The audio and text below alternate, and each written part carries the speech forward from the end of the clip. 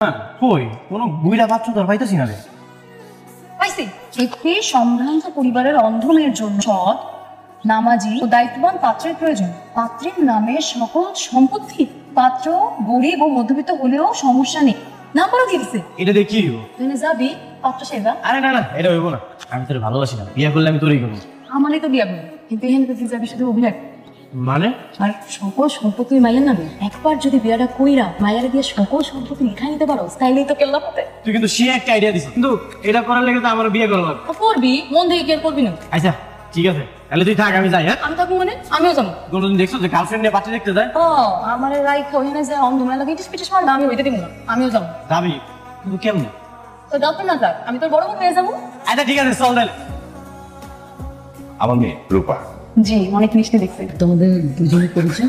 আমরা ভাই বোন। কষ্টের কথা কি বলবো অঙ্কেল, ছোটবেলায় বাবাকে হারিয়েছি, মাও কত হয়েছেন 2 বছর হলো। এই দুনিয়াতে এখন আমাদেরই আপন বলতে আর কেউ নেই।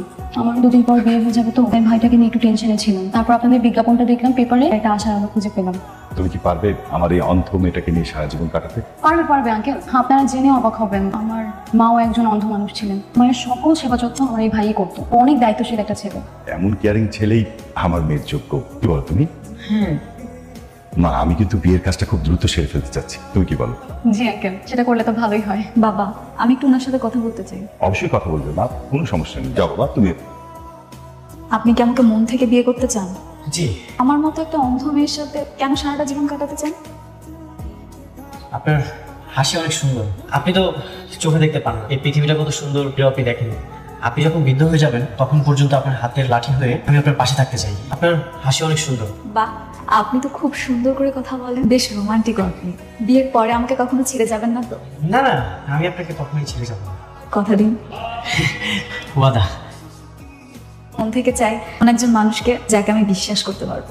আপনি আমাকে চোখ বন্ধ করে বিশ্বাস করতে পারেন। আমার কাছে চোখ বন্ধ আর খোলা কি সবকিছু তো একই রকম। তবে এইটুকুই বলবো, আমার বাবা মা আমার জন্য অনেক কষ্ট করেছে। আমি চাই আমার জন্য তারা বাকিটা জীবন যাতে কষ্ট না পায়। জি, আমি আপনাকে কখনোই কষ্ট দিব না। তাহলে চলুন যাই, নিচে সবাই আমাদের জন্য অপেক্ষা করছে। জি।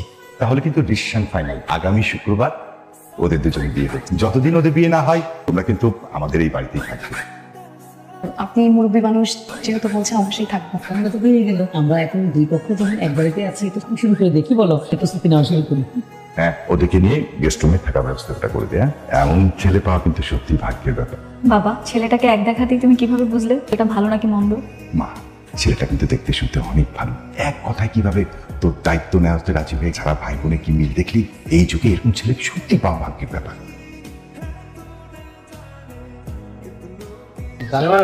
কিন্তু সবকিছু আমি কন্ট্রোলে। হ্যাঁ, কথা একটা তুই ওদেরও কন আছে, জানামন ফোন এমন বলবি না। তোরে না তখন বলতে আমার ভালো লাগে। তুই তো আমার একমাত্র প্রেমিকা। কিছু পাইতে হলে কিছু স্যাক্রিফাইস করতে হয়। বিয়েটা কর, তারপর সব লিখায় নিলে খেলা শেষ। সরি, আমি একটু লেট করে ফেললাম। না না, সরি কি আছে? আমরা কি শুধু দুজনই যাচ্ছি? হ্যাঁ, আমরা দুজনেই যাচ্ছি। তোমরা কি কোথাও যাচ্ছ? আপু, হ্যাঁ, আমরা দুজন শপিং এ যাচ্ছিলাম। আমি তাহলে যাই তোমাদের সাথে। চলেন না, একসাথে যাই, অনেক মজা হবে। কাল বাদে পরশু কিন্তু তোমাদের বিয়ে। আমি কিন্তু বিয়ের সব আয়োজন করতে যাচ্ছি। কালকে তুমি আমার সাথে অফিসে যাবে। তুমি হতে যাচ্ছ এই বাড়ির একমাত্র জামাই। একটা সময় তো আমার বিজনেস তোমাকেই দেখাশোনা করতে হবে, তাই না? কাল অফিসে যাবে, আমি তোমাকে সবকিছু বুঝিয়ে দেবো। জি ঠিক আছে। রেডি করছো? আচ্ছা বসো। সবকিছু আমার কন্ট্রোলে চলে আসছে। জানো না, আমার মনে না সায় দিতেছে না রে। কেন? বিয়া করা লাগবো, ওরে কবুল করা লাগবো। আমি তো তোর প্রথম আর শেষ কবুলটাই করতে চাইছিলাম। তুই মনে কিছু করিস না? আরে বলো, তুই তো আমারই কবুল কবি। তোর লাগে তোর একটু অভিনয় করি। আচ্ছা, তোর হাতে একটু দে তো। তুমি এসেছো? আমি এসেছি, তুমি কিভাবে বুঝলে? আমি অন্ধ হতে পারি, আর শ্রবণ শক্তি আর গ্রাণ শক্তি খুব প্রখর। ঠিকই বুঝে গিয়েছি যে তুমি এসেছো। তোমাকে আজকে অনেক সুন্দর লাগছে, মাধুরী দীক্ষিতের মতো। কি বলছো? ঠিকই তাই। মাধুরী দীক্ষিত তো অনেক সুন্দর, আমি কি তার মতো সুন্দর?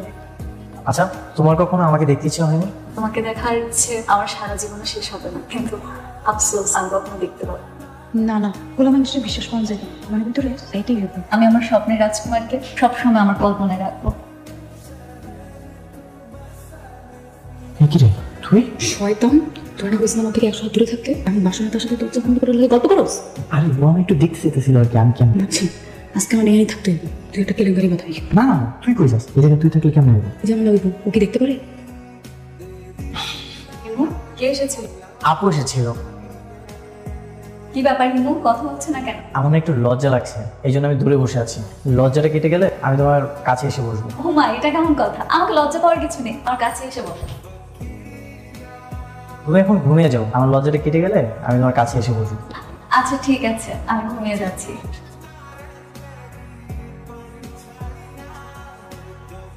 রূপা, স্টিকটা এখনো দরকার নেই, আমি তো তোমার জীবনে চলে এসেছি। এখন তোমার হাতটা ধরে পুরো পৃথিবী ঘুরে দেখাবো। রেখে দাও, দাও। হ্যালো, কোথায় তোরা?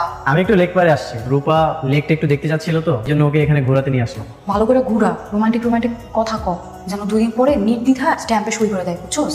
আরে দিবে দিবে, কোনো সমস্যা নেই। ঠিক আছে। কি দিবে?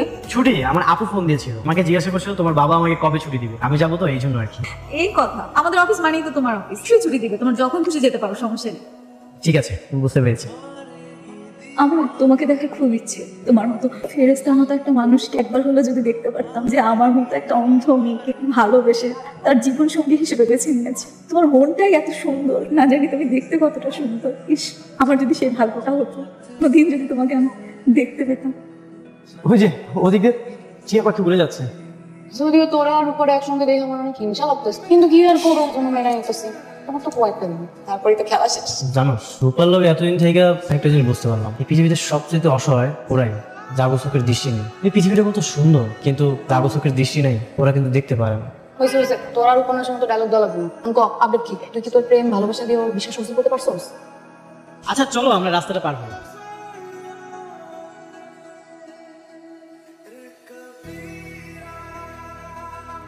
তুমি তুমি ঠিক আছো? একটু হলে তো গাড়িতে অ্যাক্সিডেন্ট করতে, একটু সাবধানে আনবে না? কিন্তু তুমি কিভাবে বুঝলে? সাউন্ড শুনে, তোমাকে বলেছিলাম না আমাদের সাউন্ড সত্যি খুব প্রখর। আচ্ছা বুঝলাম। চলো আমরা বাড়ি ফিরে যাই। পরে যাই, চলো তোমাকে পুরো শহরটা আজকে ঘুরে দেখাবো, তুমি যেন সবকিছু উপলব্ধি করতে পারো। ঠিক আছে। একটা পৃথিবী যেন দাঁড়িয়ে আছে দিন আলোর আগে, ঠিক দুপুরের দিকে এই নতুন পৃথিবীতে এসে প্রবেশ করে। তুমি জানো, মা না ঠিক এইভাবে প্রতি রাতে আমাকে গল্প শোনাতো। একটা কথা বলি, ছোটবেলা থেকে মা কখনোই আমাকে বুঝতে দেয়নি আমি অন্ধ। সবসময় আমাকে সেই ভালোবাসাটা দিয়েছে। বিয়ের পর তোমার কাছে যে এত ভালোবাসা পাবো, সেটা কখনো কল্পনাও করিনি। আমি আমার পুরো পৃথিবী যেন তোমার মাঝে দেখতে পাচ্ছি। নিজেকে খুব সৌভাগ্যবতী মনে করি আমি, যে তোমার মতো একজন মানুষ পেয়েছি, যাকে বিশ্বাস করা যায়, যাকে ভালোবাসা যায়। আমি আজকে উপলব্ধি করতে পেরেছি, আমার মতো অন্ধ মানুষকে কেউ ভালোবাসতে পারে, কেউ ভালোবেসে আগলে রাখতে পারে, তার মায়া দিয়ে পুরো পৃথিবী দেখাতে পারে। নিজেকে খুব সৌভাগ্যবতী মনে হচ্ছে। আচ্ছা, অনেক তো রাত হলো, ঘুমো। আমি তোমাকে আরেকটা গল্প করে শোনাচ্ছি। কি রে, তুই এনে চুপচাপ বসে আছিস যে? এখন কি আমরা পুরোনো জায়গায় বসে থাকলে চলবো? আমরা থাকবো এখন রাজপ্রাসাদে। সিকান্দার ভাই সব ব্যবস্থা করে ফেলছে, কাউকে করে দলিল দিব। ওই দলিলটা যেমনি নিব, নেবি না হইলেও রূপারি দিয়ে সইটা করাই নিস। কি রে, কথা বস না কেন?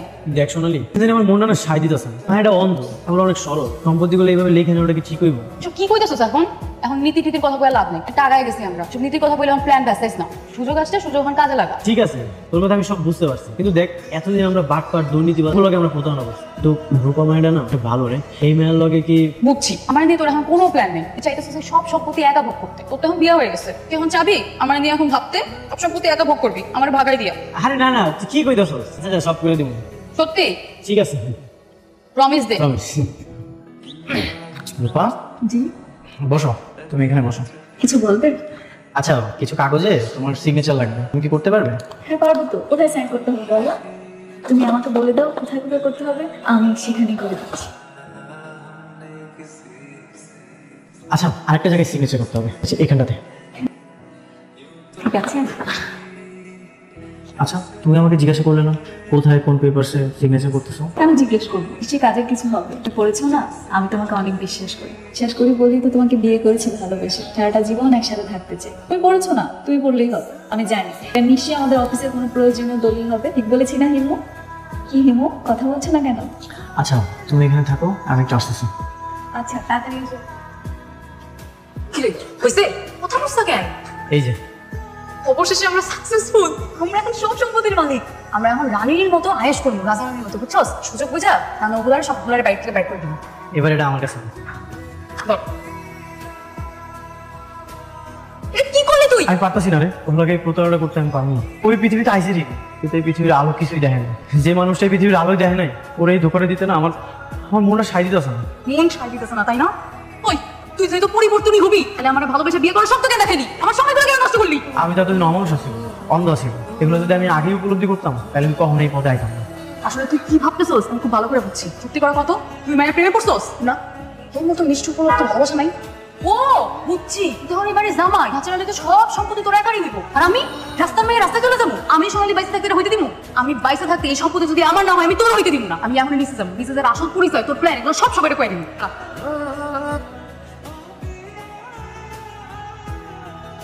কি ব্যাপার মা, কিছু বলবে? কি হয়েছে বলুন? না আসলে আমি একটা কথা বলার জন্য সবাইকে এখানে ডেকে পাঠিয়েছি। বলো কি বলবে। কথাটা হচ্ছে, ভাইকে তো বিয়ে দিলাম, এখন তো আমার যাবার পালা হয়েছে। আপনারা সবাই আমার ভাইটার অনেক খেয়াল রাখেন, অনেক ভালো একটা ছেলে।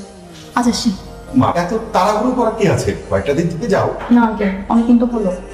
তুই তো অনেক ভালোবাসা দিস, অনেক ভালো মেয়ে, যত্নে রাখিস ওকে।